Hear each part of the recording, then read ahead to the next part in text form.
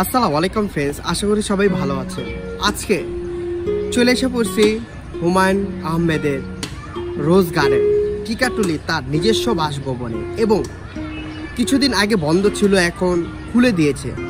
তো আজকে আমরা আপনাদের দেখাবো রোজ গার্ডেন এবং হুমায়ুন আহমেদের বাসার ভিতরে কি আছে, এবং তার বাসভবন, তার শোবার রুম, খাবারের রুম, সব কিছু আপনাদেরকে দেখাবো। আপনারা আমাদের সাথেই থাকুন, পুরোটা আপনাদেরকে আজকে ঘুরে দেখাবো।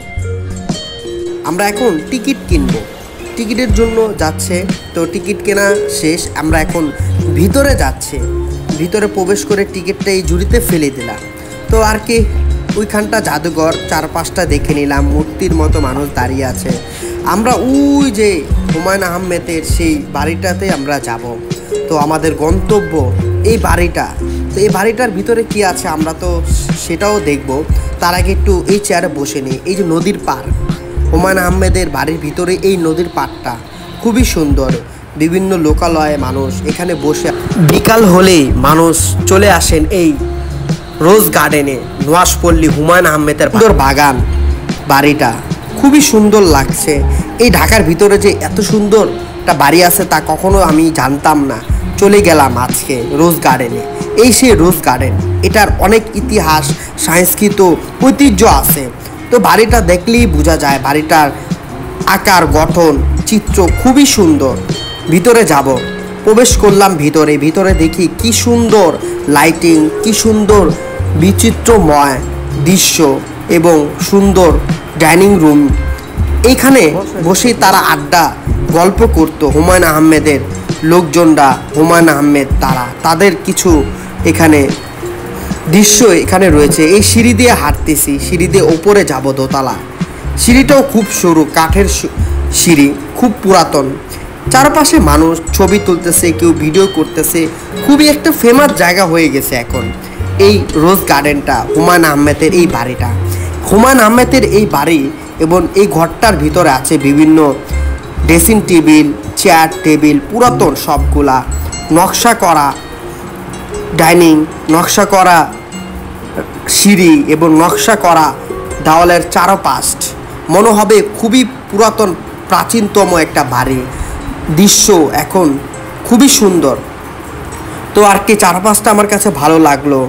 আমরা এখন আরেকটা গন্তব্যে যাব, যেটা হচ্ছে হুমায়ুন আহমেদের সেই ঘরটা।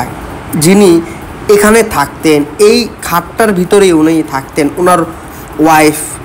ওনার ওয়াইফের ছবি এখানে দুপাশে দুইটা ছবি দেওয়া আছে। জানি না এটা কাদের ছবি, সবাই তো বলে হুমায়ুন আহমেদের ছবি।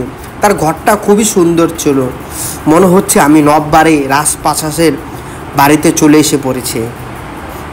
এটাও আরেকটা খাট, এটাও হচ্ছে আরেকজন দার্শনিক এবং ইংরেজ আমলের এক ব্যক্তি, তারা একজন বলল তাদের বিষয়। এই খাটটাও অনেক সুন্দর।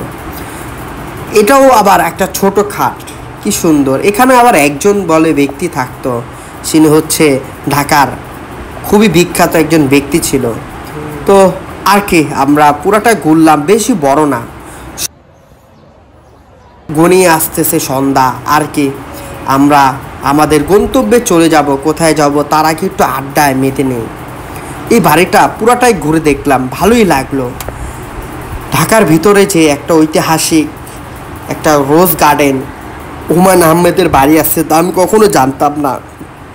এটা হচ্ছে পিছনের সাইডটা, রোজ গার্ডেন হুমায়ুন আহমেদের বাড়ির পিছনের সাইডটা খুবই সুন্দর, খুবই দার্শনিক, পুরাতন এক বাড়ি। মনে হচ্ছে জাদুঘর, সত্যি এটা জাদুঘর বলতে গেলে। ওইখানটাও একটা নোয়াশপল্লীর মতো একটা বাড়ি।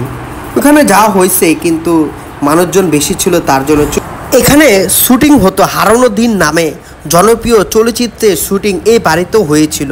এই কারণে সেই সময় ভবনটি শান্তি সাহেব বাড়ি হিসাবে পরিচিত হয়ে ওঠে। কি সুন্দর এই হুমায়ুন আহমেদের এই বাড়িটা, নোয়াশপল্লীর মতো। সবাই ভালো থাকবেন।